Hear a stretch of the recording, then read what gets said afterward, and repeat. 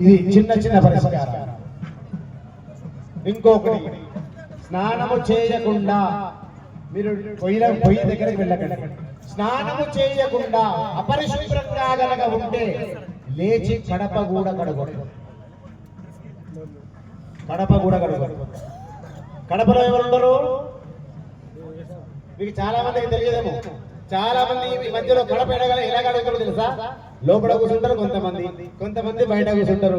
ఓ mug, ఇంత బట్ట పిలక, ఓ సాక్ పీసు, ఇవన్నీ కాక ఓ ఫోను. ఈ ఫోన్ ఇక్కడ ఉంటది. బట్ట పిలక దియ్య, కడపకు రుద్దా, ముందట బట్ట పిల్లతో అలక. ఏడున్నాయి అక్క, ఏం చేస్తున్నావు? ఇప్పుడే లేచినావా? ఏం సంగతి?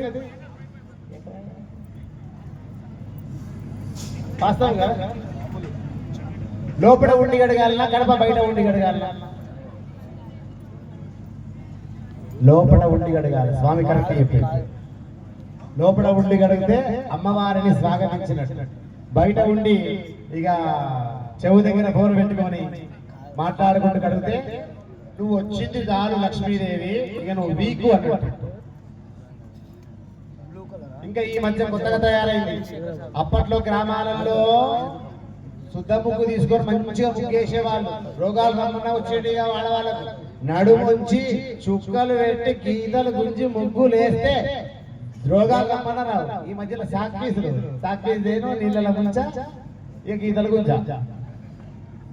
సాక్ పీసు దరిద్రం, శుద్ధ లక్ష్మీప్రదం.